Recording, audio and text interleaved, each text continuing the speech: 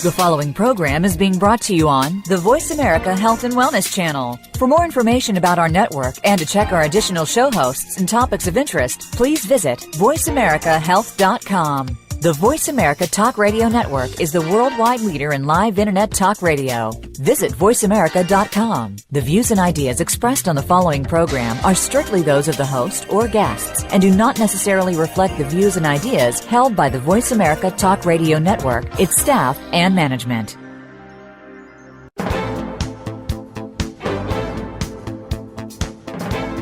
Welcome to Straight Talk with Sandra Reish. Are you trying to master the game of life without success? There are secrets and strategies to living your best life. We'll share some of them with you on today's show.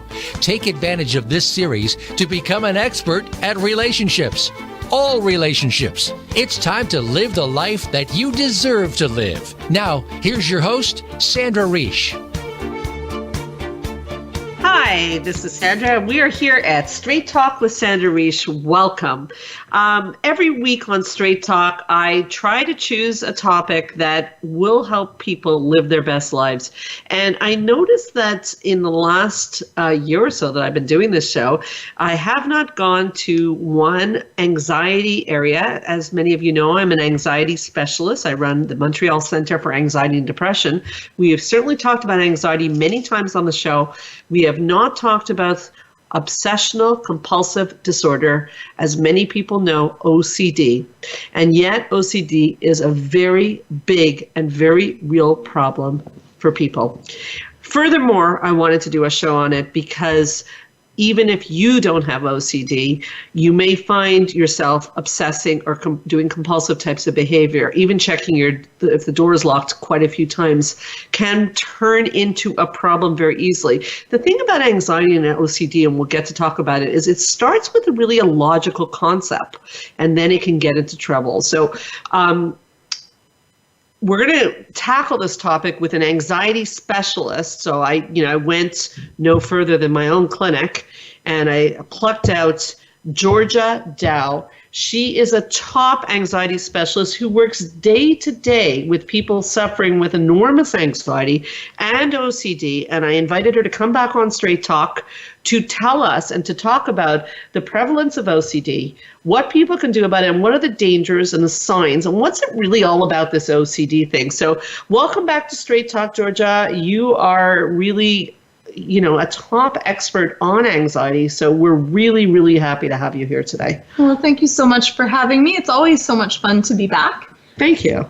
So, and I think it's such an important topic. I think that many people don't understand what is OCD, what it comprises of, when should they get help, then what do they do about it? And those are all really important topics. Okay, so let's start with that. What is OCD?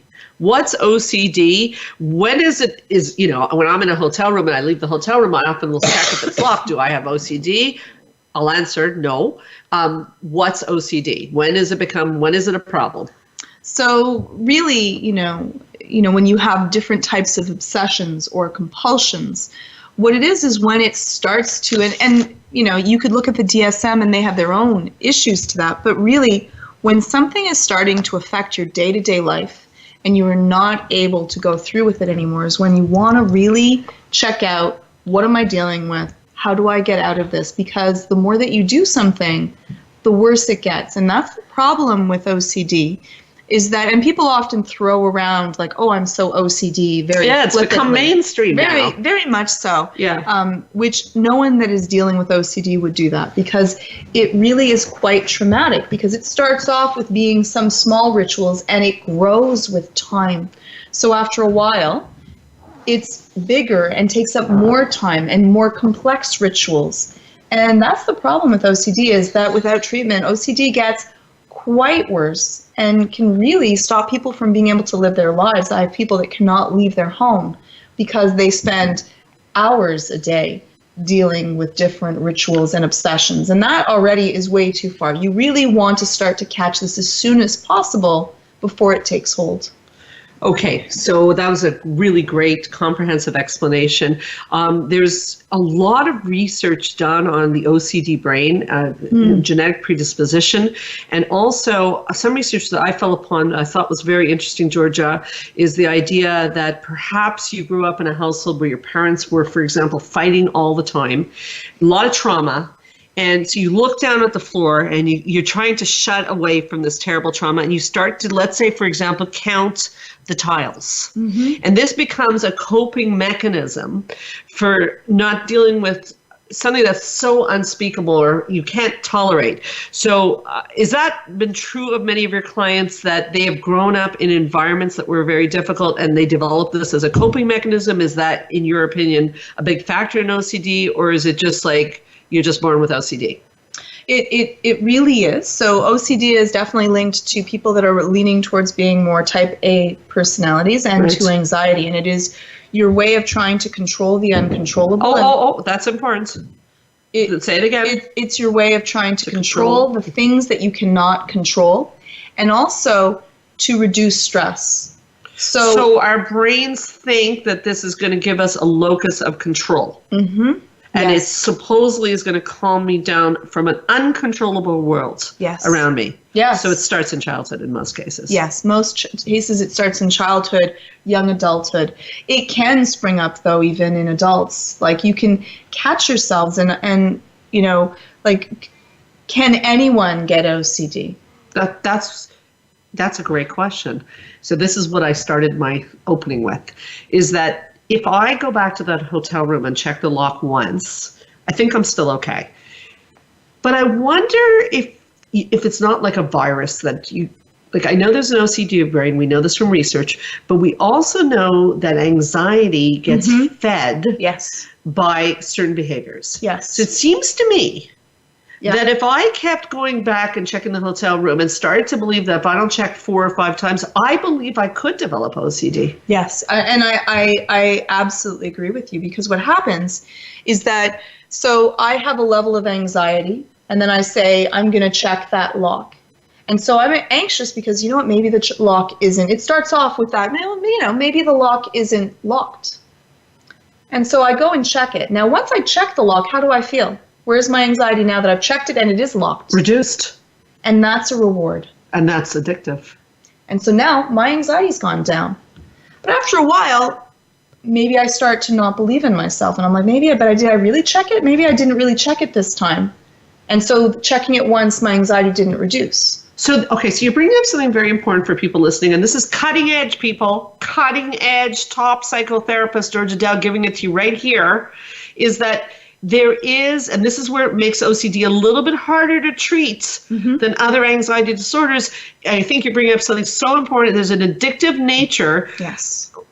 So we're not just treating the OCD, we're treating the addictive nature of the reduction in anxiety that I feel when I go check the door. So I check the door, I feel a reduction, and then I want that feeling again, so I go back for more. Yes. Wow. Yes. So that's hard to treat. It is much stickier to treat. And the problem why it becomes so pervasive is that after a while, you know, say that I'm one of the type of OCD, which is very varied. There's many different types of OCD. Maybe it's arranging things and putting things in a certain order. After a while, just putting my cup in the order isn't enough. So I didn't get that reduction. So now I'm going to put my cup and the plate. And I'm like, so it's generalizing. Yeah, it's starting to grow. Like, I want to get that feeling of relief, but then I'm like, the cup isn't enough. And I'm like, oh, but if I put the cup in here, that's right. Okay. And now I have a reduction from the cup and this. So it's added a little piece to it, and then I got a reduction. And then after a while, putting the cup and the piece isn't enough. So now I put the cup, the piece, and this cup. And then I'm like, ah. And so it also kind of takes on its own life. And so it starts off maybe that you do, 4 taps on the wall, and then you do 4 times 4 taps on the wall, and then you do 4 times 4 times 4 taps on the wall. And so it kind of becomes like this motor that continues on with that, so that you feel that relief. Because in our minds, what we're thinking is that if I stay, 5 feet away from the tiger, it's good. If I stay 10, it's better. More is better.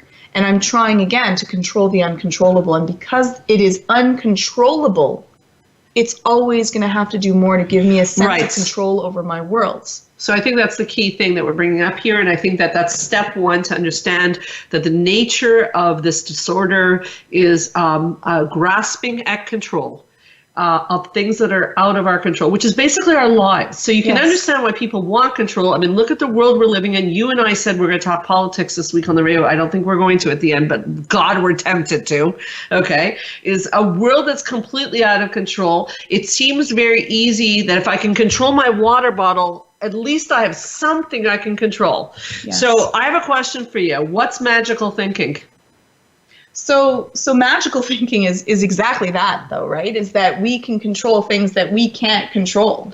So, okay, so here's the thing. I like that. So this is relevant because magical thinking would be, for example, if I tap here 3 times, I won't get hit by lightning. Yes. Okay. Yes. How is this different than superstition, though? It's very similar. It's very interesting because you say, well, where does this come to? And a lot of the population deals with OCD, right? It's like, 2.6% of the population is going to be dealing with this. And I think that those statistics are actually quite small from what I see in my office. So what it is that when we couldn't control the world, when we didn't understand how the world worked, we created our own little rituals and understanding to it. And you can see how that would be beneficial. Doing something in a way, always knowing where everything is, or, what are those 3 marks on that rock? That means bad things are going to happen. And doing this, nothing bad, it's kind of also self-perpetuating because, nothing bad did happen when I made sure the water bottle and the cup were there. So then also that becomes that magical thinking of, then because nothing bad happened, maybe that does have something to do with it. And you can see hockey players and Not changing their underwear. or having to tap on the edge 3 times. But we don't call them OCDers. No, but it's a precipice of that, and how how pervasive it is in us, in ourselves, of trying to figure out things that we can't. The hope that maybe, what if? So do you think that if you grow up with superstitious parents, like, for example, who say, like, don't open your umbrella in the house, it's bad luck, or you broke a mirror, it's 7 years of bad luck, do you think that would feed possibly into this sort of suspicious way of looking at things that, like, or feeling that, because think about it, breaking a mirror, like, to believe that that's going to cause 7 years bad luck, like, we sort of buy into these superstitions, but yet it's, again, this illusion of control. Yes. But we do this with religion, we do this with lots of things. We do, which in many ways, in some things you could say, well, that makes me feel better. Yes. If it's working, good point. So if it's working for you. If it works to actually make your life better, that's not something that's causing a deterrent, then you can say, you know what? That's fine.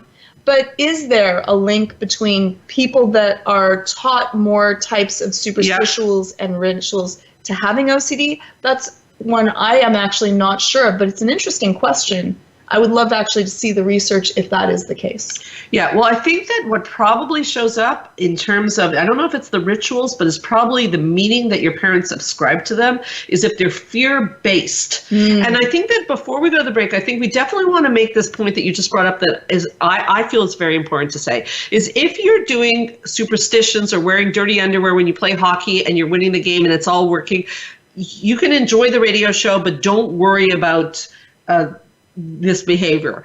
If it starts to interfere in your life, that if the water bottle is moved in a certain way, that you go crazy. Yes. And we've seen this in our office. And we've seen, unfortunately, I'm going to give up an example when we come back of where, sometimes an off-the-cuff parental message could change someone's life, like take care of your mama. We'll talk about that when we come back. If it's interfering with your life, that's a problem. Right. So if you can't go and play your game of hockey because you don't have your dirty underwear, that's it. Now this might be something you want to deal with. I want to let you have the last word on that. That was excellent. We'll be right back with Straight Talk with Sandra Reish.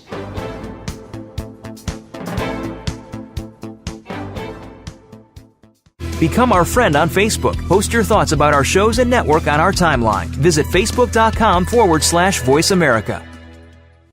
Join the therapist who is affectionately known as the Couple Whisperer, Sandra Reish, on her famous couple retreats and change your life forever. Sandra offers couple retreats in beautiful locations several times a year that can radically change your love life.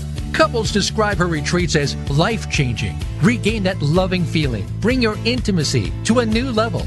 and rediscover excitement and joy. Find out more at helpforanxietydepression.com or call 514-796-4357. We all want love and safety.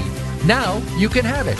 Call 514-796-4357 or helpforanxietydepression.com. Change your life forever with the latest cutting-edge products for home study treatment for anxiety, featuring the clinical director of the Montreal Center for Anxiety and Depression and host of Straight Talk, Sandra Reish. Sandra is joined by top therapist Georgia Dow in this revolutionary anxiety videos therapy series. Thousands of people have benefited from this scientifically proven treatment approach. Isn't it time you chose yourself? Visit anxiety-videos.com right now. That's anxiety-videos.com and change your life forever. Spa Munari is a full-service wellness day spa located at the heart of West Island, Quebec. Submerge yourself in beauty with one of our many treatments, specially catered to your needs. We offer facials, manicures, pedicures, hair removal, massages, body treatments, and so much more. Enjoy our ultimate relaxation experience with our spa packages. We offer a men's menu as well. Call us today to book your next appointment at 514-695-5040 or visit us on the web at spamunari.com. That's 514-695-5040 or spamunari.com. Have you friended us on Facebook yet? Why not? Just go to facebook.com/Voice America or search for the keywords Voice America. Once you are part of our Facebook network, you'll receive daily messages about what's happening with our shows, this week's featured guests, and new happenings at the Voice America Talk Radio Network. And you can add your voice to the always active discussions on our timeline. Just go to facebook.com/Voice America or search for Voice America.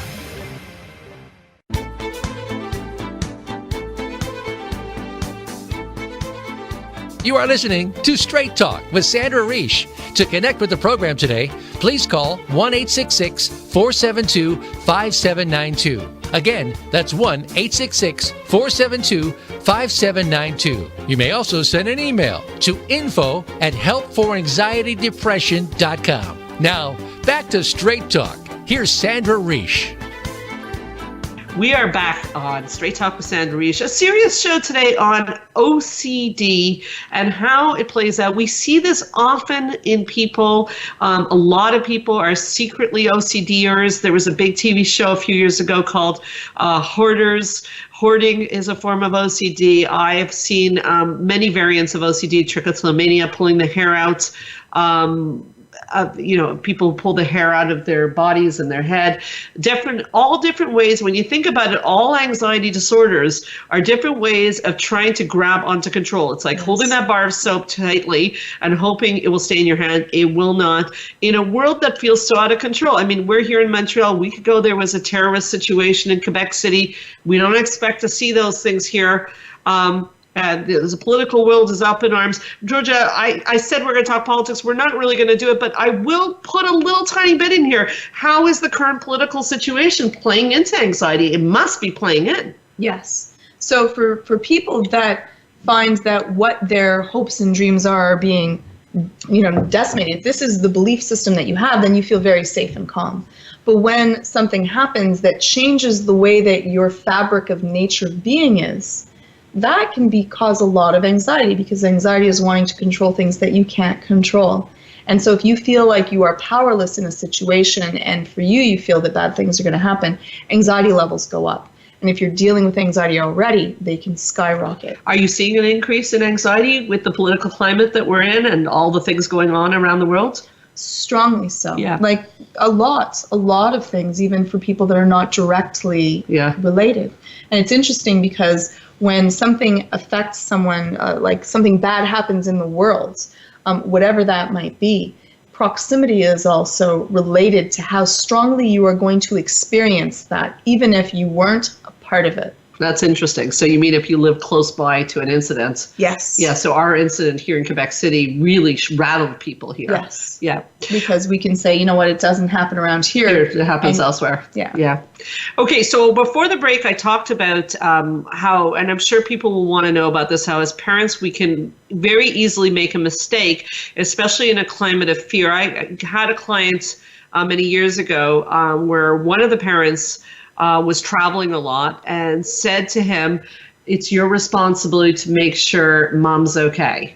Oof, that's a hard one. Think about it. But it sounded probably like innocent at the time. Yes. But we have to be careful as parents. It reminds me, we should talk about parenting DVD later on, because what happened is that young boy took those words, as children do, very literally. Yes. And so he became, how do you think his OCD manifested?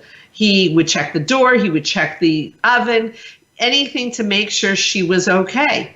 Right. But it started just on an off-the-cuff comments of, you're responsible. And I think we have to be careful about making children too responsible for their parents. And we all slip into that sometimes, Oh, that's such a good statement to say as you're raising children, is that children should not have to take care of things that are outside of their level of control. And that also goes to the fact of leaning on children to be parents, right? Parentified children.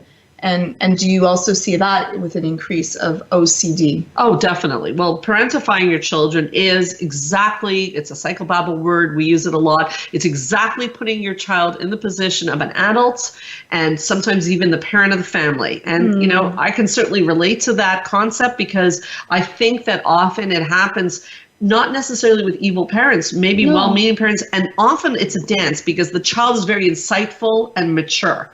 And so there's a tendency then to say, oh, well, they can handle this. And they might even want to. Yes. That's the problem, is that often the kids don't know better, and they might be very good at it, and it might feel good to them, but they don't know what they can handle and what they can't. So children really, to review, need to stay children. That's one way to immunize against like a problem like OCD or an anxiety disorder, is not bring them into our adult decisions. And I know, like, I have a very mature one, who likes to know what's going on in the household, but I also know she can overly get involved, and it starts, and she can get anxious. Like if she hears us talking about a medical situation, she can get anxious about it. So it's best probably to keep your children sheltered, not overly sheltered, but a little bit sheltered from adult decisions and things. Would you agree? Oh, yes. And I think that's such a beautiful point, because I think that parents are often like feeling that, you know what, I want them to be a part, like it's out of love. They want to be a part of it, and I want them to feel like, they're dealing with that. But if it's a big decision, something that could happen, something bad could happen because of that, the amount of pressure on a child without that knowledge base to it can be incapacitating for them. And then what happens if something bad happens? It's their They'll fault. blame themselves. Even if you say to them they'll think, you know what, I should have made a better decision. Well, that's, we fell upon parentifying a child, and that's really, when we get together, Georgia, I have such a good time talking to you that we don't really actually plan the show. We see where we land because we have a nice exchange between us. And I think we fell upon something that I feel very strongly about, and I know you do too, about parentifying children. So I want to pick up on that point. Yes, it can produce OCD. It can produce a lot of problems because children just want everything to be okay. And unfortunately, and I think we should bring up the fact that children are little narcissists. So therefore, everything good that happens, they feel is because of them, and everything bad that happens, they feel it's because of them. Yes. So we need to be careful, is we're not dealing with a mini adult, we're dealing with a child. And to carry that level of responsibility, as you well said, is that they will feel it's their fault if something goes wrong. And this comes back to OCD, because if in fact my parents are fighting or things are not going well, if only I had tidied my room a bit better or counted those tiles a bit better, this wouldn't have happened. Yes. This is part of where magical thinking starts, is as children, we are magical thinkers. Yes, and that might just also go out to, I can't control that, so I'm going to control my room. Oh, boy. Right? Yeah. And I can't feel better in this home. There's no way out here, so I'm going to go inwards And so I'm going to tap, and that focuses so that because I have to shut off from there. And so OCD is in a lot of ways a maladaptive way to self-soothe. Yes, a maladaptive way to self-soothe. Georgia, nicely said. Maladaptive way of self-soothing.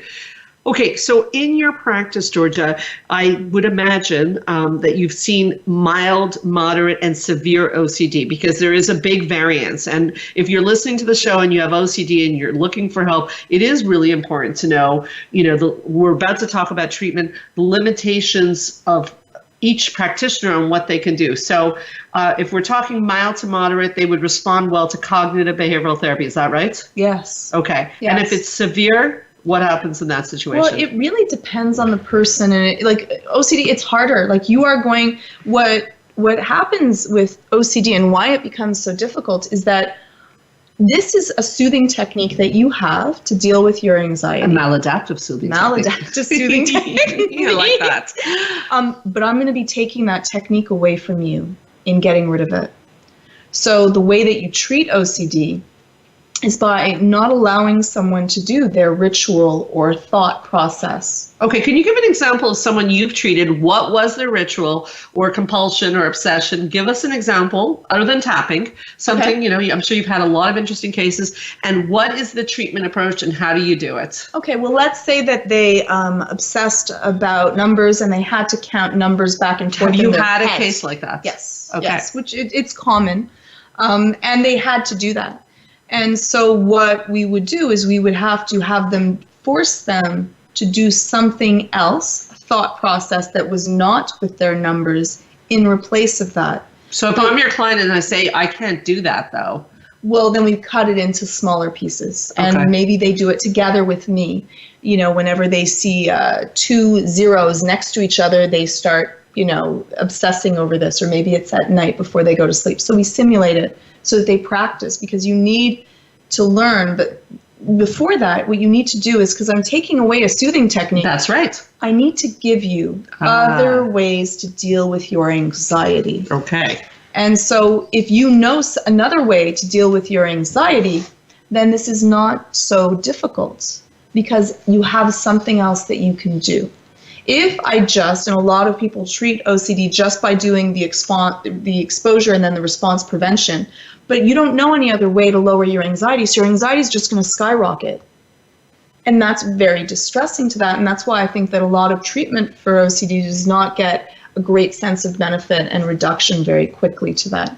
So it is a slower process, because we're not just dealing with an anxiety, we're dealing with a soothing technique to the anxiety, and then we have the habit of the ritual that's there also. So even when we get rid of the anxiety, we're so habit-based, we're still left with the habit of doing it, right? So when they stop smoking, right, even though you get rid of the issue with nicotine, maybe every time you hang out with your friends, you want to have the cigarette in your hand.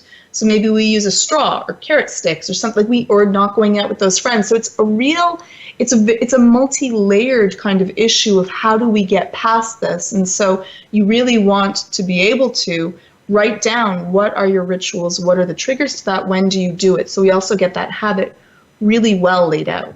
No, I'm glad we're doing this show, because there are so many people suffering with OCD. And I'm happy to say, as the director of the clinic, we have well over a 95% success rate. And this is using a fundamentally cognitive behavioral approach, using a few other modalities in there. So if you are listening to the show and you have OCD, or you feel you're starting to get into that, or your child is well worth contacting us or your local practitioner and to get some help, because it takes a little bit longer than most anxiety disorders, but it still doesn't take a whole lot of time if you're willing to really tackle that. Yeah. And understand the distress. And there's also other choices of medication and other things that you can do to also help if you're finding trouble with that. But, especially I think with OCD, don't you find that doing it with someone else, like when you're struggling with something, isn't it nice to have a partner when you're going through these troubles? Oh, yeah.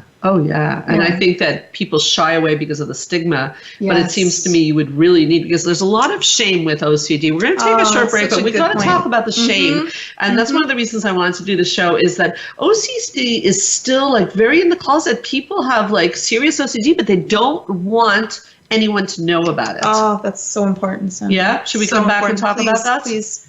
Okay, Georgia looks emotional, so she thinks this is important. It is an important topic. It's a serious straight talk today on a serious topic, but if you know someone who's suffering, you may want to let them know about this show. There is definitely hope out there for your child, for your friend, for your husband. OCD, this is Straight Talk with Sandra Reish. We'll be right back.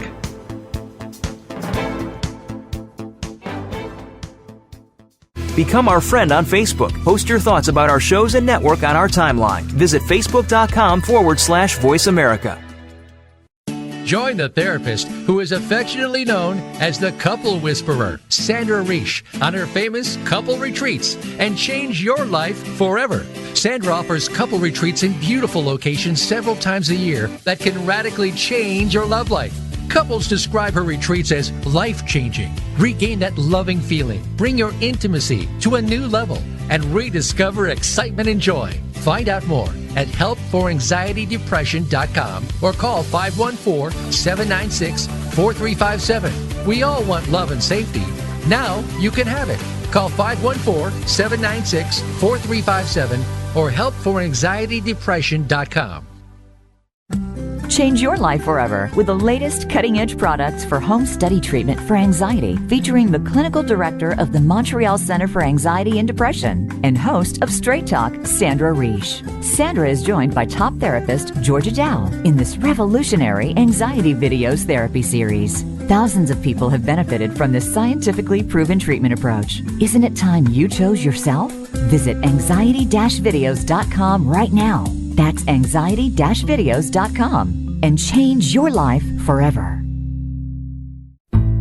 Spa Munari is a full-service wellness day spa located at the heart of West Island, Quebec. Submerge yourself in beauty with one of our many treatments, specially catered to your needs. We offer facials, manicures, pedicures, hair removal, massages, body treatments, and so much more. Enjoy our ultimate relaxation experience with our spa packages. We offer a men's menu as well. Call us today to book your next appointment at 514-695-5040 or visit us on the web at spamunari.com. That's 514-695-5040 or spamunari.com.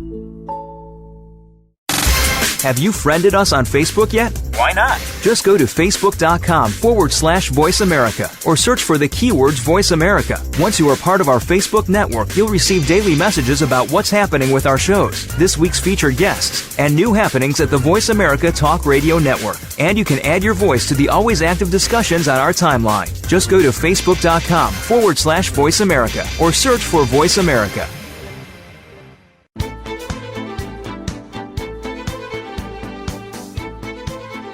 You are listening to Straight Talk with Sandra Reish. To connect with the program today, please call 1-866-472-5792. Again, that's 1-866-472-5792. You may also send an email to info@helpforanxietydepression.com. Now, back to Straight Talk. Here's Sandra Reish. This is Straight Talk with Sandra Reish. Before we get back into it, a serious topic today, OCD, a serious anxiety disorder. Anxiety in general, before we get back into it, one of the things it responds to very well is taking time for yourself. So that's a nice segue to thank our sponsor, Spa Munari, who can be reached at 514-695-5040, spamunari.com, MUNARI.com. I mention them because this is a very holistic spa that will take care of you, take some time for yourself, get a massage, get a treatment. It's amazing. Georgia was talking about other relaxation strategies. Getting a massage for me is an amazing relaxation technique. And Spa Munari, if you're in Montreal, will offer you 15% off their treatments if you say Straight Talk with Sandra Reish. So call them today. Georgia, you got a little emotional, and we talked a little bit about the shame. And I know, you know, this is why I call my team the dream team because you're all people who really care. And I can see that when I said the word shame, you had an emotional reaction. What was going on for you there? It's you're such a good therapist to see that, by the way. But no, it's so true. There's so many people that have OCD, and it is not something that's spoken about. Anxiety now, many people are talking about anxiety. It's becoming very normalized. People are not having to carry that alone. But I think almost all of my clients that are dealing with OCD, very few of them are able to talk about it with others. They're worried that they're going to end up with stigma. And judged. They're worried that people are going to judge them. They're worried that they might lose their job. They're worried that people may look at them funny, Really? may not want to hang out with them after. And it's something that, because OCD is so misunderstood and looked at as strange or unusual, and things that are misunderstood, people try to avoid. And so I think that that's why it's so important that we can discuss this and get rid of this feeling of misunderstanding or fear or heaven forbid, shame because of something that you're dealing with, because it's not something that you should be ashamed of. Right. It's something that we need to let other people know that it's okay, that you're not broken, that there's nothing wrong with you, and we can deal with this. Yeah, that's so beautifully said. And I guess that we also have to, like what you're saying is almost to look at it like if you had diabetes and you need to go on insulin, it needs to be treated. OCD is definitely not going to go away on its own. I mean, we say that about anxiety in general, but OCD, I would say times 100. No. It is not going to go away on its own. So if you're starting to see yourself checking or doing compulsive behaviors, obsessing about things, there's also an OCD, we should mention that you can have just obsessions, you can have just compulsions. Yes. You don't have to have them both.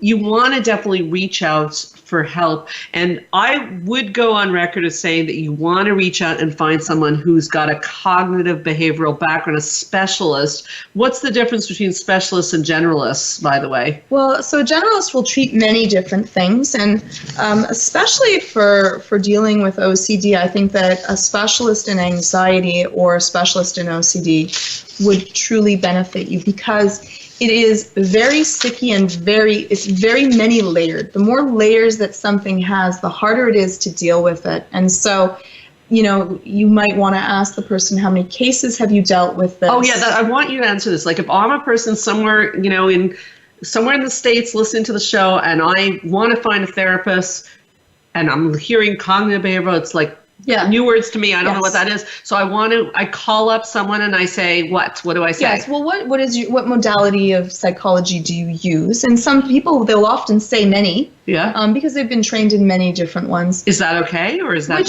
which is okay, because they might be good at a few. You can't be good at all, though. Right. Like, What's when your you're specialty? Rattling off 7, I don't know how long you've worked. Maybe if you've worked for 50 years, you can be specialist in 7 different techniques. Do you think patients should ask these kinds of questions? Because I do. Such a good point. Yes, Sandra, yes. I think they should on the phone. We should not just go to the therapist who has the biggest ad. We take more time to buy a car than we do to find a therapist. It's odd, eh? And we do our research on a car. Important. You're letting someone work with your most vulnerable times. And if you have a negative reaction to a therapist, you may never go back to therapy again. Right. Right? So I call up and I ask them what their modality is. That means they're where they've been trained. Mm-hmm. And if they rattle off a whole bunch, I may want to ask, what's your specialty? Yes. The research shows, this is not just us talking, the research shows that cognitive behavioral is what we're looking for. Yes. Now, you have developed some videos for anxiety treatments. Yes. I might know a little bit about them, but you might know. I might have heard of them so well. Yeah. Because you are also on the videos, co-director of these videos and on them. She's very cute. Yes. Okay. So first of all, if you're suffering, you want to reach out, you want to ask your friends if they know a good therapist, you want to go on websites like the American Association of Behavioral Therapists, places like that, to find a specialist. If you have OCD and you're not comfortable coming into an office, or you want to do this in the comfort of your home, tell me about the videos and how would they be helpful for OCD?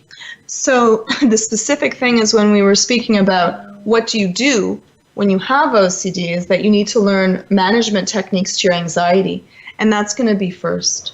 So these videos go through how do you manage your anxiety, you lower your anxiety. And you probably know, if you're dealing with OCD, is that your OCD will be worse when your stress levels are highest. So managing your anxiety is always the first step, and it's a nice beginning to your journey on dealing with this. So the better you can deal with it, the more comfortable you will feel, and the better you will be afterwards. So, okay, so if I have OCD, like I know the anxiety videos work on session 1, session 2, session 3, session 4. Would I be starting at session 1? And what is session 1 all about? So yes, you want to start with session 1. That's going to be your foundation. It's going to go through, all of the basic steps of how are you taking care of yourself, because you cannot deal with the anxiety, the OCD, if you have not dealt with your anxiety. And if you're not taking your basic self-care of you, then the techniques for OCD are going to be useless. And I think that a lot of people, when they're dealing with OCD, they've had it for so long that they feel really horrible about it and they want to get rid of it now. But you need to take all of these steps. And so it might make it be like, oh my goodness, but it's going to be so long if I first work on taking care of myself. You don't take care of yourself. What do the techniques matter, right? Of course. What was the premise behind doing these videos? I mean, you're in the office. Why the videos? Well, I think that they're a good adjunct to therapy, one.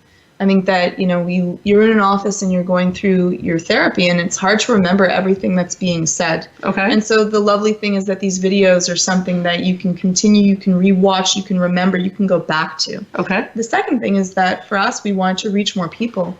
We want to be able to help people. And so a lot of people don't want to go in. And I think that, as you mentioned with OCD, there's a lot of stigma to that. You worry about it. There might be shame. You might not want to go in. You might not be able to get out to go to an office to see someone. And so this you can download from the comfort of your own home and begin learning about what are you dealing with, why are you dealing with that, feel more comfortable. When you say download, what does that mean exactly? What do you mean by download? So you go to the website. Which is what? It's anxiety-videos.com. Mm-hmm. And you then get to select the videos that are comfortable to you. And then you get a digital download and then you can watch them. And a digital download, just for people who are listening who don't know what that means, like I didn't know until quite recently myself. I'm not proud. What does a digital download mean? Like, does that mean something arrives in the mail or what does that mean? So what happens is that when you click the link, you end up with an email link to that. You download it, and then it comes onto your computer. Is it easy? Is it easy for people who are afraid of computers? No, it's really simple to do. And if you have any problems, you can always just write to us, and we make sure that we take care of all of them. Where do they write to you? You write to anxietyvideos@gmail.com. Very good. Okay, so yes, so the anxiety videos would be a really great place to start. There'd be the relaxation, there'd be the breathing, and also, of course, this concept of not avoiding what you're afraid of. Because that's a great one. Can you explain that? Yeah, well, in this case, I mean, avoidance in general is the friend of anxiety. The more you avoid something, the more your anxiety increases. Mm-hmm. In this case, like you so well mentioned, so there's something. Let's say you're afraid of acknowledging your feelings that you're afraid. And now the OCD, as you said, is a maladaptive soothing function. I love that. Okay, so now every time I get afraid, I go count, or I tap, or whatever. So I have to be able to face the fear. Beautiful. If I don't face the fear, I'm going to go back to the maladaptive soothing mechanism. But that means that I can't avoid anymore what I'm so afraid of. Yes. So you see, OCD serves a function. And one of the things I find so fascinating, I'm getting a little older now. I've been doing this a long time. And, so I want my message. I want my time on the radio when I'm out speaking, whatever, to be meaningful. And one of the things I see is that people are, they've developed these strategies, these maladaptive strategies, because they're in pain. Yes. And we're all in pain. And there's, bad things that happen. But, they don't work, these maladaptive strategies. You need more and more of your drug. It's just like being a drug addict. Would you agree? Yes, very much so. And when you're avoiding something, how do you get better at something? Practice. You have to go towards it. So the more that you do your OCD ritual, the better you get at doing your OCD ritual. Yes. And so if you're wanting to get rid of it, stop practicing. And that's an easy concept to be said, difficult to do. But in the end, that is the math, is that every time you do it, you're feeding the OCD. I have a quick question before the break, just occurred to me. You've seen many patients, I've seen many patients. What's your opinion on the wherewithal of why some patients will do the work and overcome something as quite horrible as OCD. It's not an easy thing to live with. No. And some will just stay with the maladaptive strategy. What is the personality type? What's the difference? Who will nail this? I think that it's not only personality type. I think sometimes you have to be ready. It's very painful to get rid of a habit that you have that is almost like your comfortive, your abusive friend, right? Your abusive friend, right? Yeah. It's the devil you know, and I think that it's scary sometimes to let go of something that kind of worked. For sure, right? But some because maybe I'll crack under the pressure, right? Yeah, and fail. Yeah, and so I think that for some people you have to be really ready. I think that sometimes it's not even the personality type. Sometimes they're just not ready yet for whatever reason. And I think that sometimes it's that the technique may not be the right technique for you. Maybe you didn't find the right therapist to that. And I think that, hopefully you have that ability to know that you believe in yourself. And so I think that a lot of people that don't overcome or choose not to yet is because they haven't yet developed that belief in themselves that I can do it. And it's scary. And so we often think that it's impossible. I don't think that a lot of people even talk about that you can get over OCD. I think that a lot of the media pretty much says that OCD is forever, which is not true. That's a really important point. And that movie a few years ago with Jack Nicholson, we've made humor out of OCD. What was that movie called? As Good as It Gets, or something like that. Yes. Yeah, we've made it into a humorous thing. We kind of laugh about someone being obsessive, and yet for the obsessive person, it's really quite tragic. Yes. Like hoarding, again, is a variant of it. So we haven't acknowledged the pain. And I guess I think we should come back and talk about that. We haven't acknowledged that there's a solution also. Very true. Yeah. Very true. Okay, we'll be right back with Straight Talk with Sandra Riche. We'll talk about solutions. We'll talk about how to reach out for help and where to go to if you're starting to be obsessive or have compulsive behaviors. You may not even know it's called OCD, and that's okay. Yeah. We'll be right back with Straight Talk with Sandra Riche.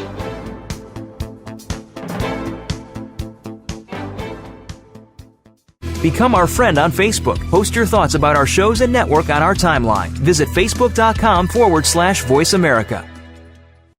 Join the therapist who is affectionately known as the Couple Whisperer, Sandra Riche, on her famous couple retreats and change your life forever. Sandra offers couple retreats in beautiful locations several times a year that can radically change your love life. Couples describe her retreats as life-changing. Regain that loving feeling, bring your intimacy to a new level, and rediscover excitement and joy. Find out more at helpforanxietydepression.com or call 514-796-4357.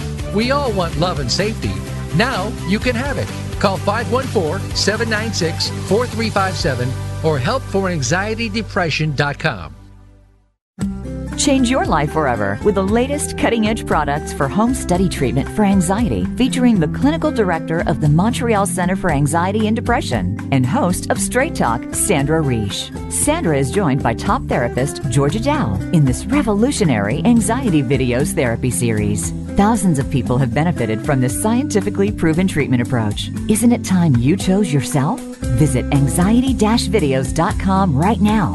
That's anxiety-videos.com and change your life forever. Have you friended us on Facebook yet? Why not? Just go to facebook.com/Voice America or search for the keywords Voice America. Once you are part of our Facebook network, you'll receive daily messages about what's happening with our shows, this week's featured guests, and new happenings at the Voice America Talk Radio Network. And you can add your voice to the always active discussions on our timeline. Just go to facebook.com/Voice America or search for Voice America.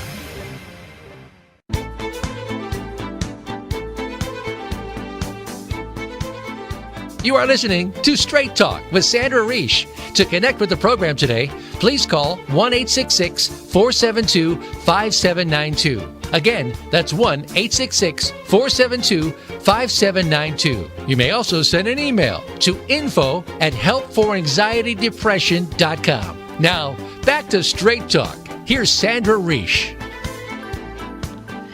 We are back on Straight Talk with Sandra Reich. You know, I get together often with Georgia Dow. She's a top clinician at the Montreal Centre for Anxiety and Depression, and we usually are laughing our heads off as we're doing Straight Talk. And I find there's a little bit more of a somber mood during this show today, and I can feel it in the room. And I think it's because at heart, although we love to have a good time, we care a lot about what we do, and we care a lot about people suffering. You really, as I like to joke, you don't go into this field unless you care. You go be a dentist.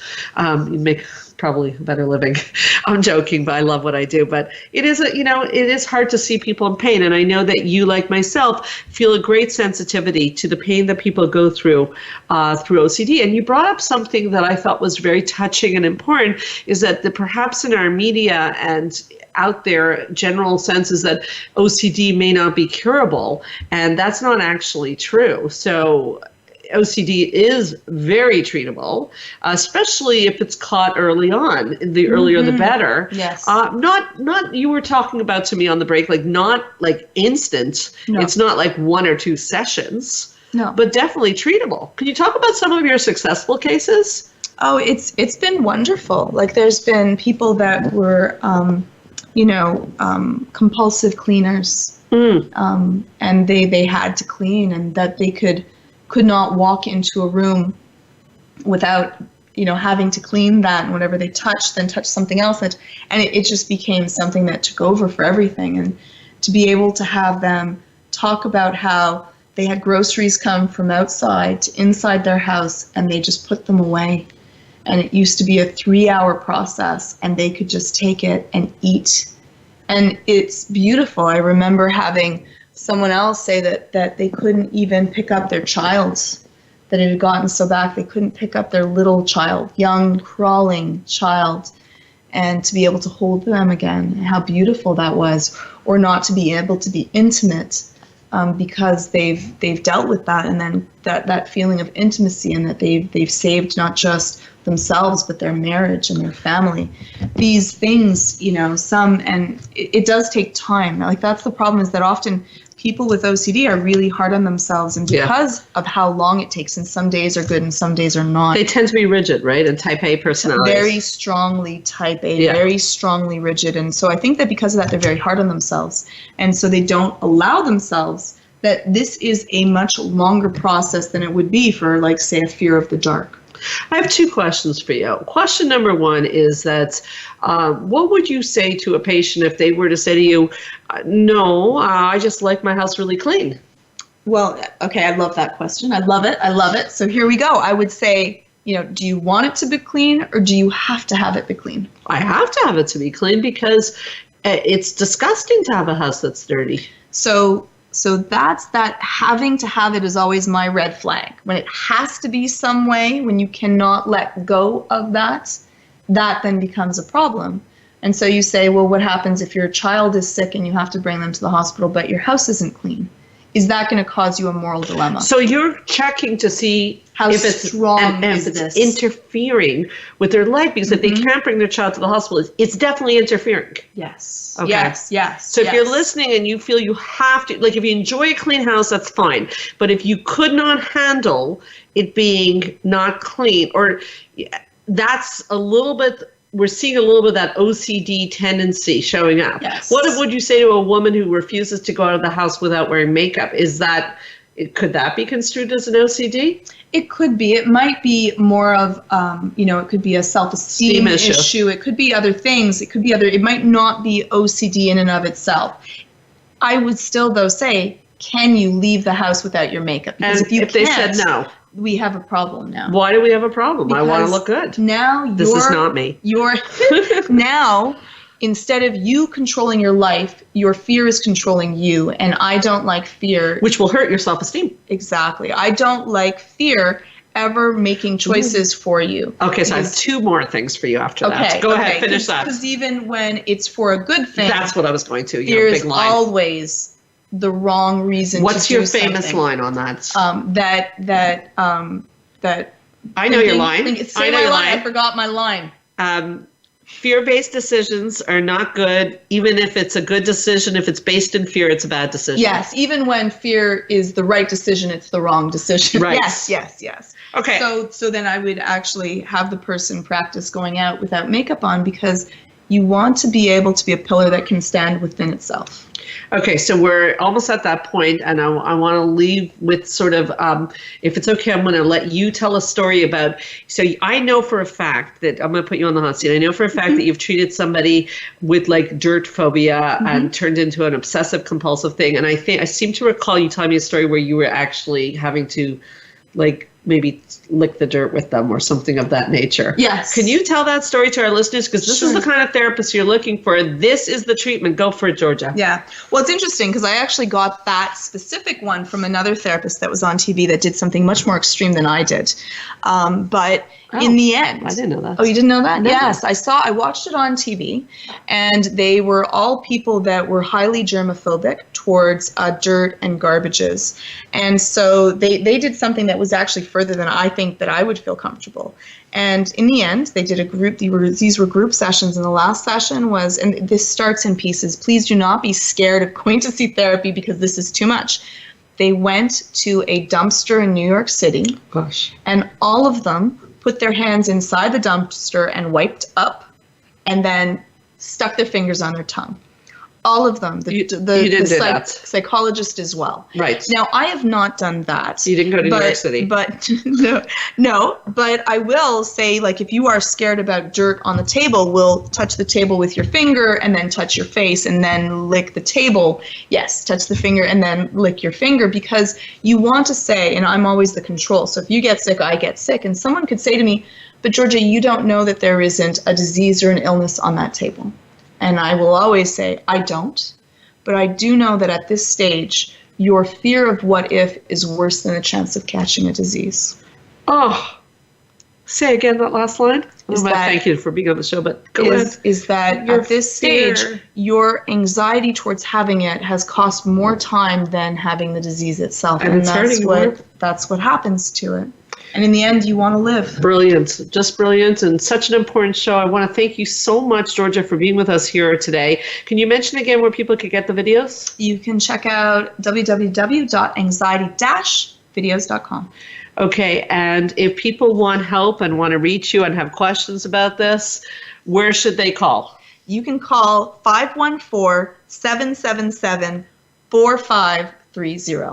It was an important topic. Thank you for joining me and discussing OCD, and there is help. There is help. Yeah. Thank you, Sandra, for having it such an important thing.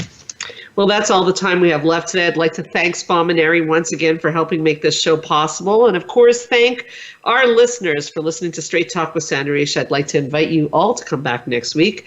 If you're interested in our retreats, therapy, or anything that was mentioned on this show, check out helpforanxietydepression.com. We also have some amazing free gifts and our previous shows on www.straighttalksandrariche.com. If you want to look at the radio gifts that we have, Georgia's given a few over the last year. You put a /radio gifts and you can have all sorts of interesting things. Also, check out my Facebook page, Straight Talk Sandra Riche. Feel free to leave a question for me or Georgia. And by the way, remember to like us while you're there. You can hear this and any prior show as a podcast on my website, straighttalksandrariche.com, on the podcast app of your iPhone, and on iTunes under Straight Talk with Sandra Riche. And also feel free to drop me or Georgia a line or a question at info@helpforanxietydepression.com. If you are a professional listening to the show and you're looking for keynote speakers or training on anxiety, depression, emotional regulation, living a purposeful life, remember that I am your source for evidence-based practice and education on the web and sometimes in your city. My name is Sandra Riche, and I promise I'll help you learn to live your best life again next Thursday, same time, same channel. In the meanwhile, this is Straight Talk with Sandra Riche, and I beg of you all to keep your eyes on the stars. We'll see you next time.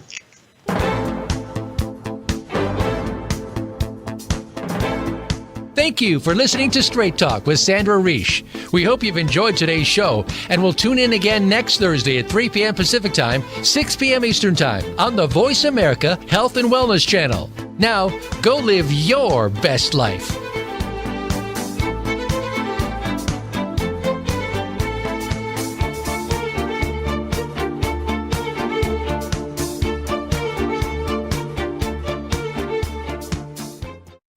Thanks again for listening to the preceding program, brought to you on the Voice America Health and Wellness Channel. For more information about our network and to check out additional show hosts and topics of interest, please visit voiceamericahealth.com. The Voice America Talk Radio Network is the worldwide leader in live Internet talk radio. Visit voiceamerica.com. The views and ideas expressed on the preceding program are strictly those of the host or guests and do not necessarily